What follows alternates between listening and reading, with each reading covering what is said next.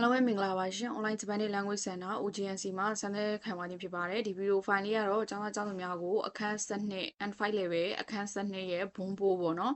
grammar မှတ်စုသင်ပေးမယ်ဗီဒီယိုဖိုင်လေးပဲဖြစ်ပါတယ်ဟောဒီအခန်းမှာတော့သူက noun တွေကိုအထူးပြုတာကိုသင်ရမယ်ပေါ့နော်အဲ့တော့အရင် grammar pattern တွေမပါဘူးခါတိုင်းလို့ဆန်တို့ကြက်မယ် grammar pattern မပါဘူးပေါ့ဒီတိုင်းလေးပဲသိထားရမယ်ဟာလေးပေါ့နော်ဟောရှေ့မှာတော့ဆန်တို့သင်ခဲ့တဲ့နောင်တွေကိုအထူးပြုတယ်ဆိုလို့ရှိရင်စံတို့နောင်တွေကိုဘာနဲ့ရှေ့တော့ဘယ်လိုသင်ခဲ့ရလဲဆိုရင်နောက်ထပ်နောင်တစ်ခုနဲ့တော့အထူးပြုတယ်ပေါ့နော်အဲ့လိုအထူးပြုတဲ့ခါကျရင်နောင်တစ်ခုကြောင့်မှစံတို့နော်လေးနဲ့ဆက်တယ်ပေါ့နောင်တော့နောင်မို့စံဥပမာဟွန်းလို့ခေါ်တဲ့စာအုပ်ဆိုတဲ့နောင်လေးဆိုလို့ရှိရင်စံတို့အဲ့ဒီစာအုပ်မှာဥပမာဆိုရင်ဂျပန်စာအုပ်ဆိုရင်နီဟွန်းခေါ်နော်ဟွန်းဥပမာဆိုအင်္ဂလိပ်စာအုပ်ဆိုရင်အင်္ဂလိပ်စာဆိုတဲ့နောင်လေးထည့်လိုက်မယ်အေခေါ်နော်ဟွန်းဒါလေးကနော်လေးပြန်ပါမယ်နော်နောင်တော့ဒီရှေ့မှာနောင်တစ်ခုခုလာမယ်ပေါ့မဆိုရင်ဝတ္တရှိနောဟွန်းဆိုရင်ကျွန်တော်ရဲ့စာအုပ်ဆိုတော့မမကျွန်တော်ရဲ့စာအုပ်ပါတို့ဂျပန်စာအုပ်ပါတို့ကွန်ပျူတာနောဟွန်းဆိုရင်ကွန်ပျူတာစာအုပ်ပါတို့စသဖြင့်ဒီပေါ့နော်နောင်တော့နောင်ပုံစံနဲ့အထူးပြုတယ်ဒီအခါမှာတော့သူက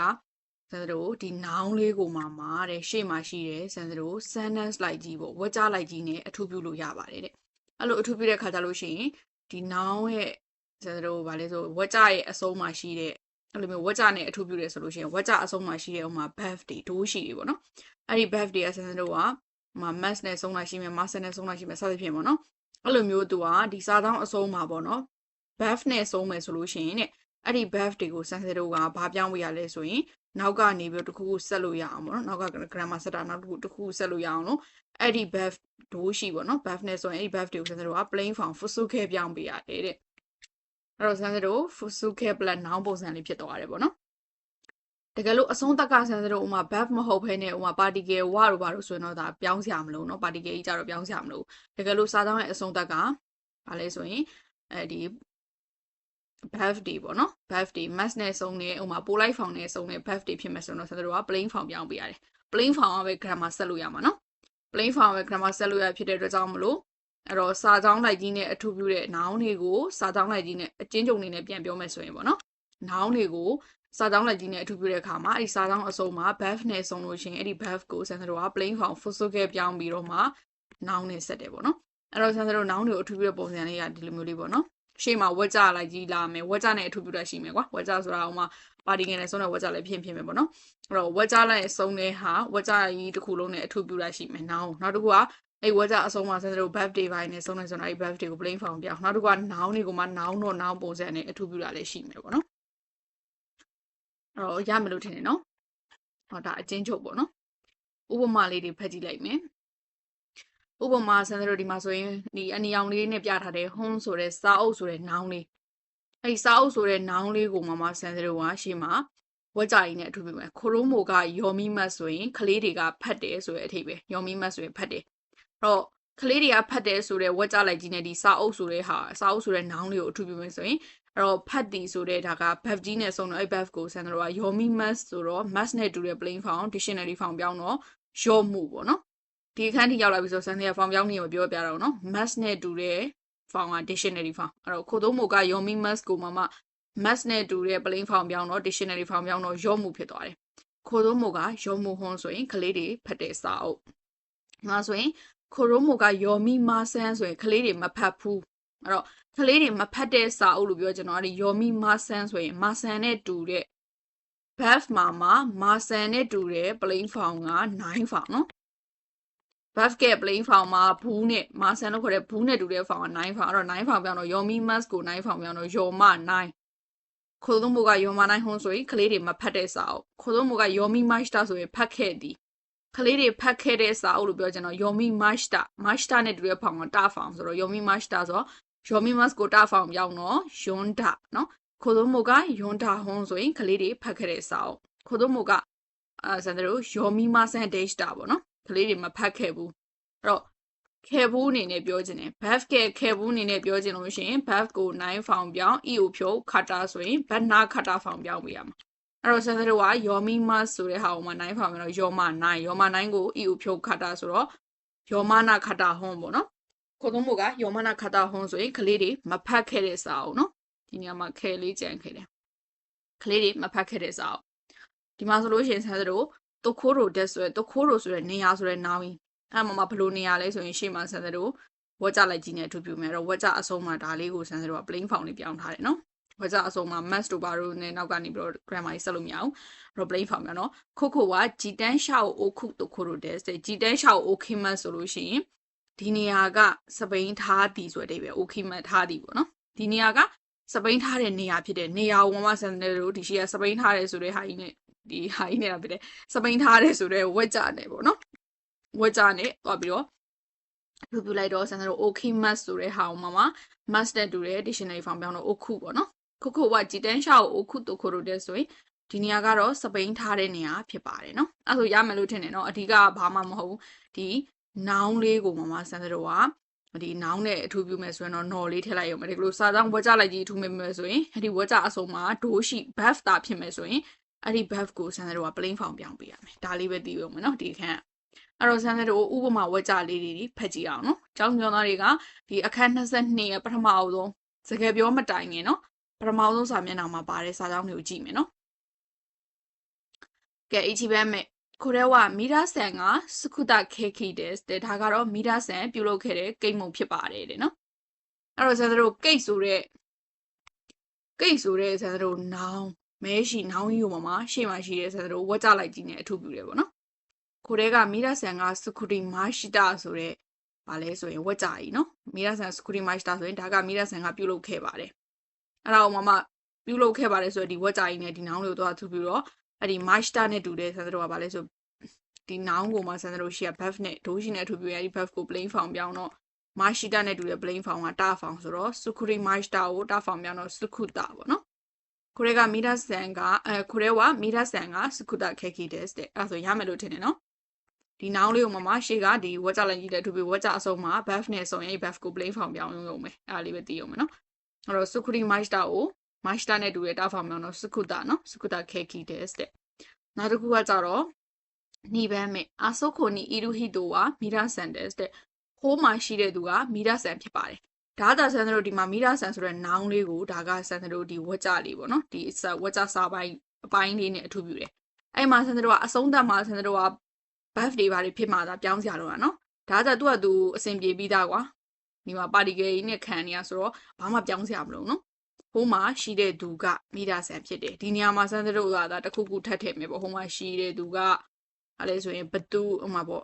ဒီနာမှာကိုထည့်ခြင်းနဲ့ဟာထည့်မယ်ဆိုတော့ဒါဆိုတော့ plain form တွေပြောင်းလာလိုက်ရှိမယ်ဥမာ noun နဲ့အစားသွင်းနေဆိုတော့ဥမာမီရာဆန်ရဲ့အဖေဖြစ်တယ်တို့အဲ့လိုဟာမျိုးဆိုလို့ရှင်တော့ဒီညမှာ noun ထည့်မယ်ဆိုတော့နော်လေးပေါ့ noun တော့ noun ပုံစံလေးဖြစ်မယ်ဒါကဆန်လေးဖြစ်ပြောတာနော်ကျောင်းကျောင်းသားတွေနဲ့ရှုပ်သွားမှာဆိုလို့ရှင်ဒါတွေကိုမသိလေရတယ်ရှေ့မှာလေးပါခဲ့ပြီးသားဆိုတော့ဟိုဒီမြင်အောင်မကြည့်လေရတယ်ပေါ့နော်ဘာတွေထည့်ထည့်မယ်ဆိုရင်မြင်အောင်မကြည့်လေရတယ်ဒါဆိုရင်ဒီမီရာဆန်ဆိုတဲ့ noun လေးကိုဒီဝက်ကြအပိုင်းလေးနဲ့အထူးပြုတယ်ဒါပေမဲ့ तू ကကြတော့ဘာမှပြောင်းစရာမလိုဘူးဒီမှာ particle မို့လို့ပြောင်းစရာမလိုဒီကလို့ဒါဒီနေရာမှာတို့ကဒိုးရှိတွေပါတယ် buff တွေပါတယ်ဖြစ်မယ်ဆိုရင်တော့ तू plain form ပြောင်းရမှာနော်ဟုတ်ပြီနော်ဟိုးမှာရှိတဲ့သူကအဲ့ဒါဆိုရင်ကြောက်ကြောင်တွေနဲ့ဝက်ကြလေးတွေနဲ့အဲ့လိုမျိုးဖွဲ့လို့ရတယ်ကိုလိုချင်သလိုဖွဲ့ပြီးတော့သုံးလို့ရတယ်ပေါ့နော်စမ်းပန်းမဲ့ဟီနိုနာရတခိုတိုဘာကိုဝါဆိုတဲ့ master တဲ့ဒီမှာဆိုရင်ခိုတိုဘာဆိုတဲ့ noun လေးနော်ခီနိုနာရာယီ master ဆိုရင်မနေ့ကလေ့လာခဲ့တယ်ခီနိုနာရာယီ master ဆိုရင်မနေ့ကလေ့လာခဲ့တယ်အဲ့တော့ဒီခိုတိုဘာဆိုတဲ့ noun လေးကိုမှဒီမနေ့ကလေ့လာခဲ့သည်ဆိုတဲ့ဝက်ကြကြီးနဲ့အထူးပြုမယ်အဲ့တော့ဆန်စတို့ကဒီလေ့လာခဲ့တယ်ဆိုတာ buff ကြီးဖြစ်တဲ့ကြောင့်အဲ့ buff ကို plain form ပြောင်းလိုက်တော့နာရာယီ master ဆိုတော့ master နဲ့တူတဲ့ plain form ဆိုတော့တာ form ပြောင်းတော့နာရတပေါ့နော်ခီနိုနာရတခိုတိုဘာကိုဝါဆိုတဲ့ master မနေ့ကလေ့လာခဲ့တဲ့ဒီ meaning တွေကိုမေ့သွားပြီတဲ့နောက်တစ်ခုကခိုင်မိုနိုနီအီကူဂျီကန်ကအာဒီမာဆန်နဲ့ဒါဆိုဂျီကန်ဆိုတဲ့နေရာမှာအချိန်ဆိုတဲ့ဟာကိုမှဘာလုံးမဲ့အချိန်လဲဆိုတဲ့ဒီရှေ့မှာ sadness ဝက်ကြလိုက်ကြီးနဲ့အထူးပြုတယ်ပေါ့နော်အဲဆိုရင်ဆန်တို့ဒီမှာဝက်ကြအစုံမှာ buff နဲ့ဆုံးနေလို့ကြောင့်အဲ့ buff ကိုဆန်တို့က plain form ပြောင်းပေးတယ်ခိုင်မိုနိုနီအီခီမတ်ဆိုလို့ရှိရင်ဆန်တို့ဈေးဝယ်သွားသည်ပေါ့နော်အဲ့ဒါမှဆန်တို့ကဒီအချိန်ဆိုတဲ့ဟာလေးကိုတော့အထူးပြုမယ်ဆိုတော့ဈေးဝယ်သွားမဲ့အချိန်မရှိဘူးအဲ့လိုမျိုးပြောချင်တော့ ikimas ကို mas နဲ့တူတဲ့ plain form ဆိုတော့ dictionary form ပြောင်းတော့ iku နော်ခိုင်မိုနိုနီ iku ဂျီကန်ကအာဒီမာဆန်နဲ့ဈေးဝယ်သွားမယ်အချိန်မရှိဘူးဈေးဝယ်သွားဖို့အချိန်မရှိဘူးပေါ့နော်ဘာသာပြန်တာတော့စီလျော်သူပြန်လို့ရတယ်နော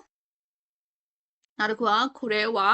Barry の頂上で撮った写真です。で、まあ、それရှာရှင်းဆိုတဲ့ဓာတ်ပုံဆိုတဲ့နောင်ကိုမှဒီရှေ့ကဝက်ကြလိုက်ကြီးနဲ့အထူးပြုမယ်နော်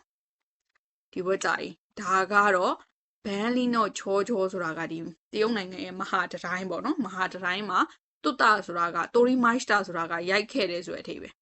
အဲ့ဒီတိုရီမိုက်စတာကိုဆန်းတော့နောက်ကနောင်ကိုအထူးပြုမယ်ဆိုတော့ပလိန်ဖောင်ပြောင်းတော့မိုက်စတာနဲ့တူတဲ့ပလိန်ဖောင်ပြောင်းတော့တာဖောင်ပြောင်းမိုက်စတာနဲ့တူတဲ့ပလိန်ဖောင်ကတာဖောင်ခဲတီနဲ့တူတဲ့ဖောင်ကဘက်ဖ်ကပလိန်ဖောင်မှာခဲတီနဲ့တူတဲ့ဖောင်ကတာဖောင်လေအဲ့တော့ဆန်းတော့တိုရီမိုက်စတာကိုတာဖောင်တော့တွတ်တာပေါ့နော်ခုတည်းကဘန်လီနော့ချောချောတဲ့တွတ်တာရှာရှင်းတဲ့ဒါကတော့ဘာလဲဆိုရင်ဒီတရုတ်နိုင်ငံမဟာတတိုင်းမှာရိုက်ခဲ့တဲ့ဓာတ်ပုံဖြစ်ပါတယ်တဲ့ so des ကဟုတ်လား sugoi des နဲ့တဲ့အဲဒီပေါ့နော်ရင်သက်ရှူမောစရာကောင်းနေပေါ့နော်ခန်းနာလိုက်တာနော်အဲ့လိုမျိုးပြန်လို့ရတယ်နော်ရင်သက်ရှူမောစရာကောင်းနေနော်ခန်းနာလိုက်တာနော်အဲ့လိုမျိုးနောက်တစ်ခုကကြတော့လိုခုဘတ်မဲ့ခါရီနာဆန်ကခါရီနာကတဲ့ခိုက်တာအဲဝရေးဆွဲခဲ့တဲ့ပကြီးကတိုးတဲ့ des ကဘာလဲတဲ့ပကြီးဆိုတဲ့နောင်လေးကိုမှခါရီနာဆန်ကရေးခဲ့တယ်ဆွဲခဲ့တယ်ဆိုတဲ့စာတောင်းနဲ့အထူးပြုတယ်ပေါ့နော်အဲ့တော့ခါခီမိုက်စတာကိုတာဖောင်မြောင်းတော့ခါအီတာပေါ့နော်မိုက်စတာနဲ့တာဖောင်တာဆန်တို့ပါလဲဆိုတာဖောင်ဆိုတော့ခါအီတာခါရီနာဆန်ကခါအီတာအဲဝါတိုတဲ့ des ကခါရီနာဆန်ဆွဲခဲ့တဲ့ပကြီးကဘေဟာလေတဲ့အားတဲ့ des ဟိုဟာဖြစ်ပါတယ်တဲ့အာနိုဥမီနိုအဲ des တဲ့ဟိုပေါ့နော်ဒီပင်လေရဲ့ပုံပေါ့နော်ပင်လေပကြီးပင်လေရဲ့ပုံဖြစ်ပါတယ်တဲ့ပင်လေပုံလေးဆွဲထားတာပေါ့နော်ကဲအဲ့ဒါဆိုရင်ရမယ်လို့ထင်တယ်နော်နောက်တစ်ခုကနနဘတ်မဲ့အာနိုခီမိုနိုကိုခိတဲ့ဤလူဟီတိုဝါတာတဲ့ des ကတဲ့အာနိုကီမိုနိုဟိုပေါ့နော်ကီမိုနိုခိတဲ့ဤလူဆိုတာဝစ်စင်ထားတဲ့လူကအဲ့ဆိုတော့ဆန်းစတို့ဒီဟီတိုဆိုတဲ့လူကြီးကိုမှဟိုကီမိုနိုဝစ်စင်ထားတယ်ဆိုတဲ့ဝက်ကြကြီးနဲ့တော့အထူးပြုတယ်ပေါ့နော်အထူးပြုတာမှဆန်းစတို့ခိတဲ့ဤလူဝစ်ထားတယ်ဆိုတဲ့ဟာကိုခိတဲ့ imas ကိုမှဆန်းစတို့ဒီနောက်ကနောင်ကိုအထူးပြုမယ်ဆိုသူအဆုံးသတ်မှရှိတယ် verb ကို plain form ပြောင်းလိုက်တာပေါ့နော်ခိတဲ့ imas ကိုမှခိတဲ့ mas နဲ့တွေ့ dictionary form ပြောင်းတော့ခိတဲ့ iru ပေါ့နော်အာနိုခီမိုနိုကိုခိတဲ့ iru ဟီတိုဝါဒါတဲ့ des ကဟိုခီမိုနိုဝတ်ထားတဲ့သူကဘသူလဲပေါ့နော်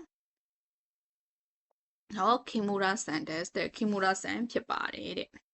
နောက်တစ်ခုကယာမာရာဆန်နဲ့အောက်ဆန်နီဟာဂျီမက်တဲ့အတာတိုခိုရိုဝါဒိုခိုですかတဲ့ဒီမှာဆိုရင်တိုခိုရိုဆိုတဲ့နေရာလေးကိုမှအောက်ဆန်နီဟာဂျီမက်တဲ့အတာဆိုတဲ့ဘာလဲဆိုရင်ဒီဝက်ကြလိုက်ကြီးနဲ့အထူးပြုလိုက်တာပေါ့နော်ဒီနီတိုခိုရိုဆိုတဲ့နောင်လေးကိုမှနေရာဆိုတဲ့နောင်လေးကိုမှအမျိုးသမီးပေါ့နော်ဇနီးနဲ့ပထမဆုံးတွေးခဲ့တယ်ဆိုတဲ့ဝက်ကြကြီးနဲ့အထူးပြုလိုက်တာပေါ့နော်အဲ့တော့ ai master ကတော့ဝက်ကြနဲ့အထူးပြုမယ်ဆိုရင်ဒီမှာဒီဝက်ကြနဲ့ဆန်တို့ဒီနောင်ကိုတော့အထူးပြုမယ်ဆိုရင်ဝက်ကြရဲ့အဆုံးသတ်မှာရှိတဲ့ verb ကို plain form ပြောင်းပေးလိုက်တယ်နော်အဲ့တော့ ai master ကို plain form ပြောင်းတော့ master နဲ့တူတဲ့ plain form ဆိုတာ form ပြောင်းတော့အတ္တပေါ့နော်ယာမာရာဆန်ရေးတဲ့ oksan နီဟာဂျီမက်တဲ့အတ္တတိုခိုရိုဝါဒိုခိုですかတဲ့ဒီဇနီးနဲ့ပထမဆုံးတွေ့ခဲ့တဲ့နေရာကဘယ်နေရာလဲတဲ့အိုဆာကာဂျော့ဒက်တဲ့အိုဆာကာရဲတိုက်ဖြစ်ပါတယ်တဲ့နော်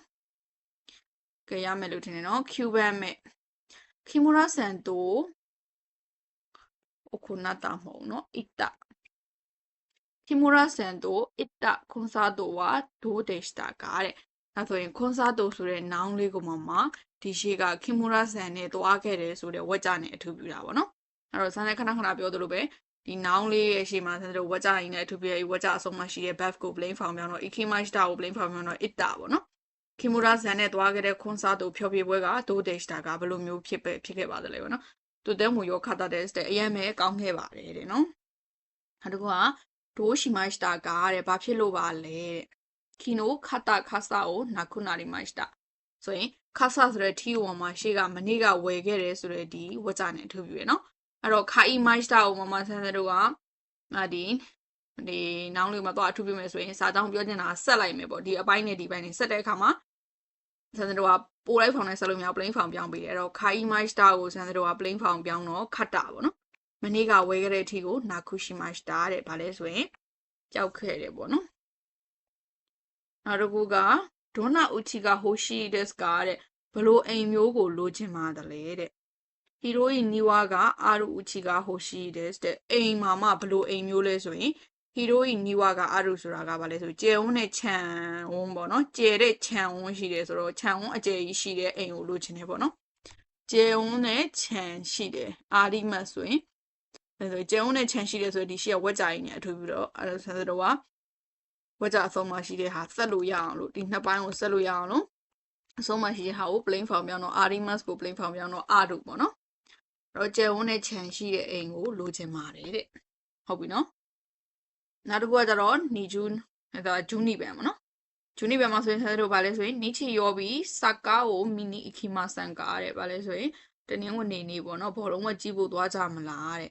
စမီမာဆန်နဲ့စိတ်မရှိပါနဲ့ပေါ့နော်日曜日はちょっと友達に会う約束がありますတဲ့ဒီမှာဆိုလို့ရှိရင်ဒီတနင်္ဂနွေနေ့ကတော့နည်းနည်းလေးတငယ်ချင်းနဲ့တွေးဖို့ချိန်ထားတာရှိပါတယ်တဲ့အဲ့တော့ယာကုဆိုကုဆိုတဲ့ချိန်ထားတာကိုဆိုတဲ့နောင်လေးကိုမှဘလူးနဲ့ချိန်ထားတယ်ဆိုတဲ့ရှေ့ကဝက်ကြအင်းနဲ့အထူးပြုလိုက်တာပေါ့နော်တငယ်ချင်းနဲ့ချိန်ထားတယ်တငယ်ချင်းနဲ့တွေးမယ်ပေါ့နော်တငယ်ချင်းနဲ့တွေးမဲ့ဂရီပေါ့နော်ဂရီချိန်ဆိုထားတာရှိတယ်ပေါ့နော်အဲ့တော့တကယ်ချင်းနဲ့တွေ့မယ်ဆိုတဲ့ဒီဝက်ကြကြီးကိုဆန်တို့အဆုံးမရှိရဲ့အာအီမတ်ကိုမဆန်တို့ကအာဥပြောင်းပေးတယ်ပေါ့နော်တကယ်ချင်းနဲ့တွေ့ဖို့ချိန်ထားတာရှိတယ်တဲ့ကဲအဲ့ဒါဆိုလို့ရှိရင်တော့ဆန်တို့22ရဲ့ဒီဝက်ကြတွေလည်းပြီးသွားပြီပေါ့နော်အဲ့တော့ကြောင်းသားတွေကနားမလဲတာရှိလို့ရှိရင်ဆန်တို့ကွန်မန့်မှာမေးခဲ့လို့ရပါတယ်နော်အရန်မြန်နေလားမသိဘူးနော်အရန်တော့မမြန်ဘူးထင်တယ်အဲ့တော့ကြောင်းသားများအားလုံးဇာလေးလာတာအဆင်ပြေကြပါစေနော်